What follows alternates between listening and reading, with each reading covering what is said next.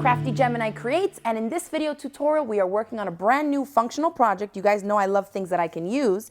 This is an insulated lunch sack. So we're going to be using an insulated batting type of fleece inside. We'll go over that in a second, but I want to show you when it's fully opened, it's quite big. I've already measured it. I put a lunchbox at the top, at the bottom, and put a water bottle up top, and you still have plenty of space in the height. And then we also have some Velcro closures here on the sides and also for the middle. If you don't have enough in there, you can roll it down, stick it in another backpack or anything like that. I think you guys are really going to enjoy making this project. So let's get started. Let's set this one here aside. We are going to be working with some really fun and bright colored fabrics today. I've chosen for the lining, just like in this one, this is Sunprint Grove by Allison Glass for Andover Fabrics. And then we also have this really fun geometric shape here called Field Study by Alice Kennedy for Timeless Treasures. Remember, there's always a link in the description box below on where you can find all the materials that I use in these video tutorials, right? So we've started off with 2 pieces of fabric here. This is my lining. And actually, let me show you the measurements for the outside first, because this is a little bit smaller. So for our outer pieces here, we've cut a piece of fabric that measures 16 by 13 inches, all right? And we've also cut a coordinating piece of the insole fleece. So let's talk a little bit about this. This is an insulated fleece. On this side, it kind of, you can see a little bit of the gray there, but when I flip it over, you see a lot more of the shiny section of the gray. And this is kind of like a punched product that has this insulation in it. And so we're gonna lay that side towards the inside, because what this is gonna do is help reflect the temperature on whatever you have inside your lunch sack. So if you have warmer foods, it's gonna help keep it warmer longer. And if you have cold stuff in there, it'll help keep it colder longer. So that's really gonna help for this project. So lay it so that that shinier side is going down. And then we're gonna lay our fabric piece on top. Now we're gonna spray base this in place because we wanna quilt the layers together. So I like to use Sulky KK2000, and I find that spraying the cotton fabric works best for me, especially because the insole fleece is not a cotton product. And usually you can go outside, but this is like really concentrated, the nozzle. So I can even do it right here on my mat. It doesn't have any scent. It's a nice eco-friendly project, and I can do it right in my workspace. So I'm gonna lay it carefully here and smooth it from the inside out. And you're gonna repeat that for another piece. So remember, 16 inches by 13, cut a piece of fabric, a piece of the insole fleece to that, and double it up. So you should have 2.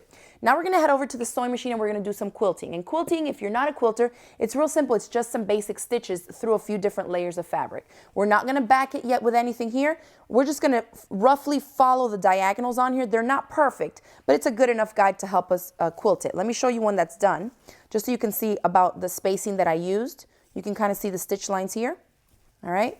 And so we're just going to use a white thread and do some stitch lines on this one. I like to lengthen out my straight stitch a little bit more to about a 3 millimeter in length. And I just start on one diagonal and just work your way across. You can mark it out and measure it if you want to be real neat and perfect with it.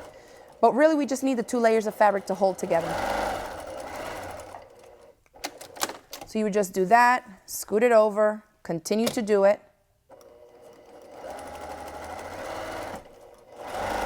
And I like to smooth out my fabric as I go so I don't get any puckers.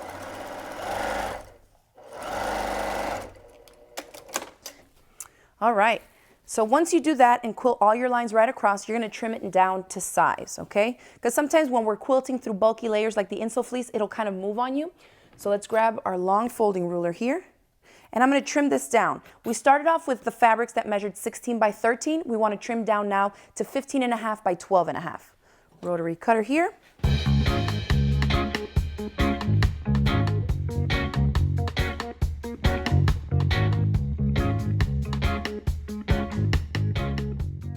All right, so once we have our pieces cut down to size, that's 15.5 by 12.5, now we're ready to attach the Velcro. And the Velcro that's gonna go on these 2 pieces is what's on the outer side of our lunch sack.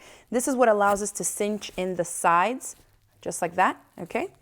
And so we're gonna start off by marking the corners of where we're gonna put it. I have a little ruler here that's a 2.5 inch square. I just need to measure 2 inches down from the top edge and 2 inches in from the side edge. So what I did on this one is I take my little ruler and I put it so that the 2 inch mark is on this top edge and the 2 inch line is also on that edge. Now on this point here, that's towards the inside of the lunch sack, I'm just going to do a little plus sign to mark that exact intersecting point, if that makes sense. See that? this edge, and right there is 2 inches from bottom, or from the top and from the sides. We'll do the same thing here. Okay, so we have that. Now, we are using some Velcro here. You can use hook and loop tape, this kind, all right? And just in white, you can use any coordinating color that you have on hand. We cut off little pieces. Mine measure about 1.5 inches in length. You can adjust it to whatever you want to use, okay? We just need something to hold those sides in. Now, what I have here are little chunks that we're going to use, but I want you to note which ones I attach to each one of these. You have 2 outer panels. On one of them, you want to attach both of the same sides of the Velcro. So on this side, we have the hook part, okay, the crunchy part. It feels a little stiffer, and these both should be the same. And then on this one, we're going to attach the soft part, the loop part, okay, that it's going to attach to. So make sure that you do that and that you don't put one and one of each on the different ones. Let me trim this a little bit down. And where we are going to stitch these down is on the innermost point of our little crosshairs here. So if you have the plus sign, I want you to choose the quadrant that is closest to the inside or the center, okay, of your lunch sack panel here. And so on this one, it would be this one. So you can do a little mark like this to remind yourself where to lay the Velcro piece for stitching. So I'm going to head over to the sewing machine and I'm going to lay these right here so that the corner of the Velcro is right at the point. Like that and like that. And I'm just going to do a basic straight stitch and stitch right around the rectangle. If you need to, you can use something like a lapel stick or some fabric glue to stick it into place and help hold it down into place for you while you stitch.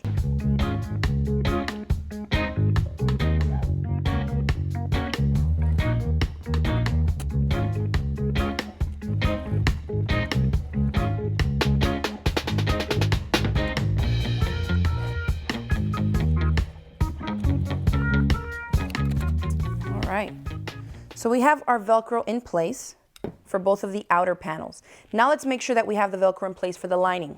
So let's set these aside for now. For lining, you should just have the 2 pieces of fabric. And remember, we started off with the outer pieces that measured 16 by 13. Then you quilted it and trimmed it down to 15.5 by 12.5. Now we want that finished measurement to match our lining pieces. That's why I wait until now to cut my lining pieces. At this point, I want to cut them out 15.5 by 12.5 so they match your finished quilted panels, all right? Now we're also going to attach some Velcro to the lining. This is what's going to be the center one here, all right? So one of them needs the hook part and the other one needs the loop. So let's set that up. And I've already started them for you here. What I did was fold it in half, vertically like this, so that the 15.5 measurement is going vertically in front of me. I mark, you can just scratch it with your finger right here to create that crease mark down the center. And then I came down, let me grab my little ruler here, 2 inches, the same as we did for the corners. I come down 2 inches and make a little plus sign there. And that's going to let me know where I need to center my Velcro piece. So here I have the hook part of the Velcro, and now I'm going to attach the soft part of it, okay, the opposite. And what you want with that center crosshair here is to center the Velcro. So we're not measuring up or down from it. We want to get it as centered as we can so it matches the other one. All right, so just 2 inches down from the center, crease your fabric on the center mark, measure 2 inches down and mark that point. All right, real simple. Let's head on over to the sewing machine and stitch this little piece in place.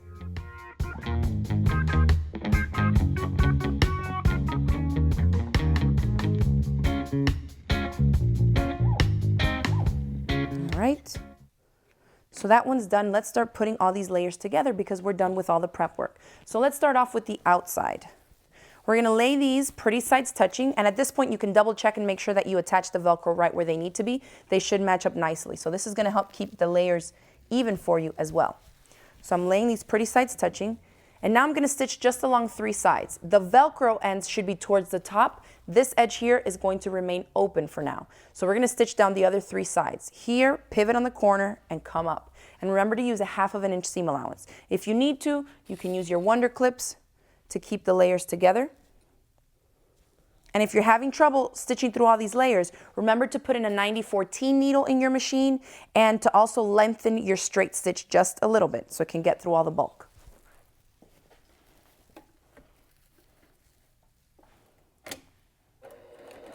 Back stitch at the beginning and ends.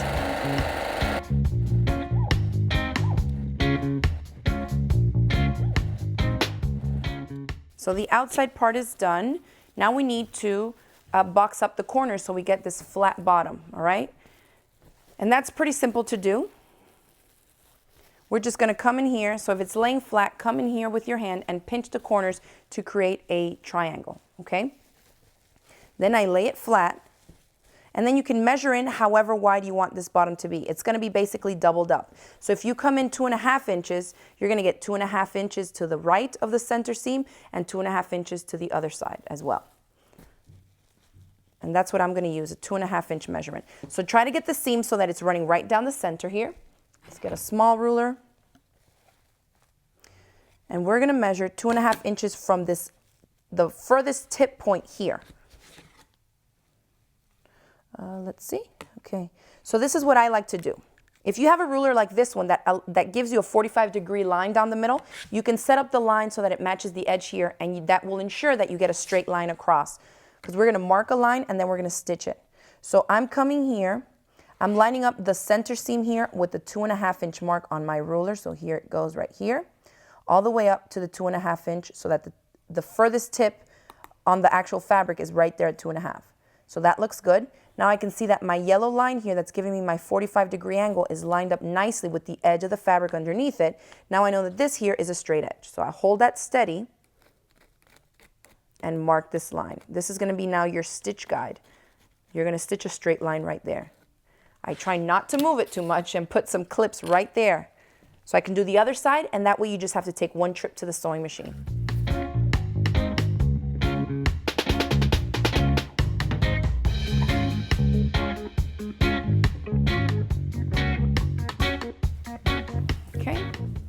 Now it's a little too bulky with the insole fleece to keep these ends in there. Usually on other tote bags I leave it to give the bottom a little more stability, but in this project it's quite bulky, so I'm just going to trim these away.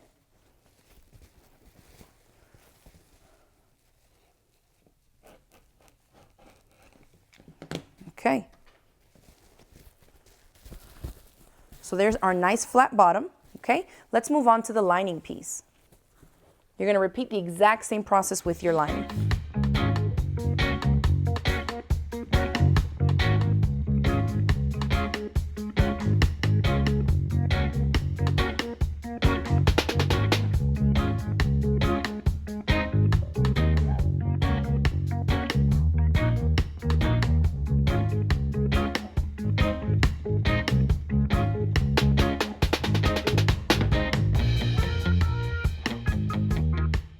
All right, so we've stitched our two lining pieces together along the three sides. Remember to make sure you leave an opening in the lining. We didn't do this for the outer part, but you need to do it in the lining because we need to flip the entire project right side out through there. So I made sure to backstitch at the beginning and the ends of the opening so it won't come apart on me. Then we went ahead and boxed in the corners just like we did to the outer pieces so that we end up with a nice flat bottom. Now we're ready to move on. So let's grab both of our pieces, the outer and the lining. And to put these two together for sewing them together, what we want to make sure is that the pretty sides of both units here are touching. So right now, if we look at this one, it's out. If I tuck this in, the wrong side of the lining would be touching the right side, and that's not going to work. So let's flip one of these right side out.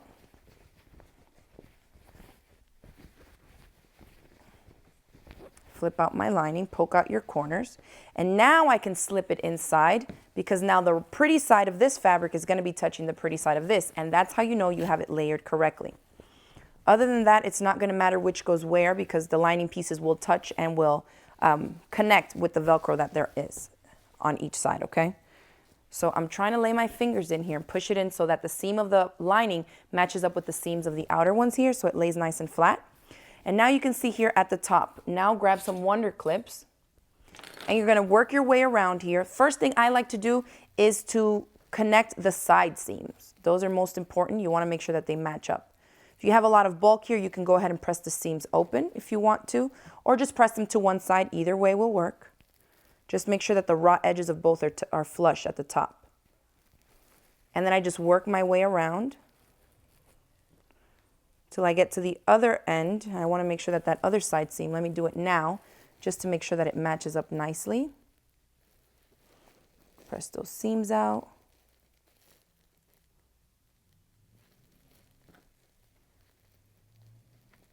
Okay.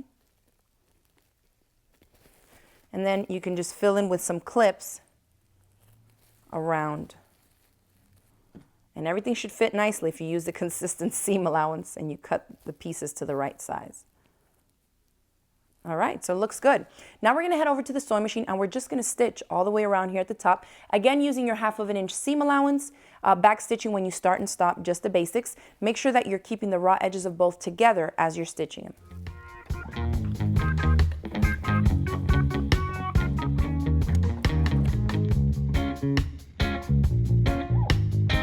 If your machine has a free arm, it's gonna be easier than working on this machine.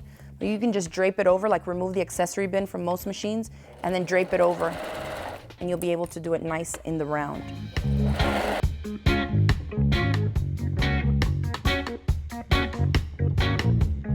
So that's done, looks good. Reach inside and grab the opening that you left in your lining. Here it is. Here's our opening, and we're gonna flip the entire thing out through there. So grab a big chunk of the bottom and carefully pull it out.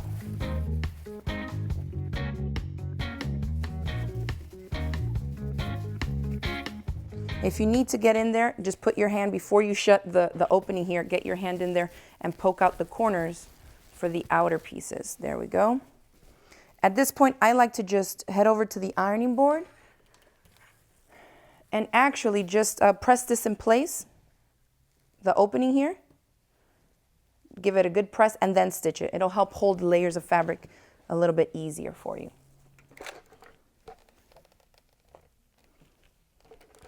And you can stitch this down by hand if you don't want the stitches to show, but it's the lining. It's gonna be tucked inside and nobody's gonna see it.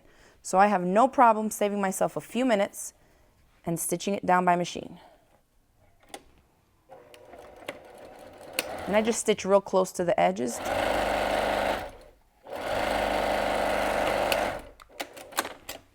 Real quick and easy. Now let's push the lining inside of the lunch sack. All right, so that fits in there good. And now at this point you have two choices. You can leave it, notice how we have it here, similar to how I did it with my sample where I left the lining fabric coming out at the top. It looks like it's some binding, but it's really not. It's just that the lining fabric is sticking out at the top. Or you can force it and push it down so you have no little trim at the top. So it's up to you. If you were consistent with your seam allowance here, I like to leave it like that so I get a nice little trim at the top from the lining. And it also helps keep the lining from pooling in there. You don't have too much of the fabric floating around on the inside. So to do that, I'm just gonna give it a good press by pressing this in there, you know, just so that it's right flush against the seam allowance. It just is going to help me stitch it down into place a little easier.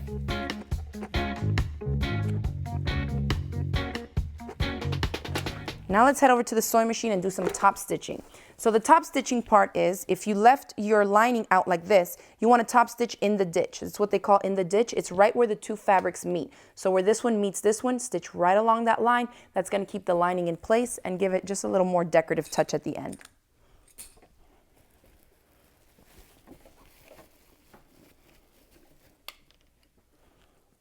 I lengthen my stitch a little bit because it's bulky layers. If you take your time doing this, you'll be more precise.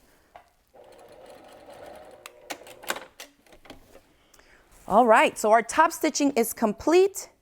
And that's it. We're done with a cute little functional project. You can customize it with any fabric that you like. Let me show you how it closes up. The side seams here go in and we close it up with the Velcro. Then we also have the Velcro closure right at the top to secure the opening. And that's it. I hope you all enjoyed this video tutorial. If you did, make sure to hit the video with a thumbs up below, share it across the different social media sites, and don't forget to click that subscribe button so you won't miss out on any of my future videos.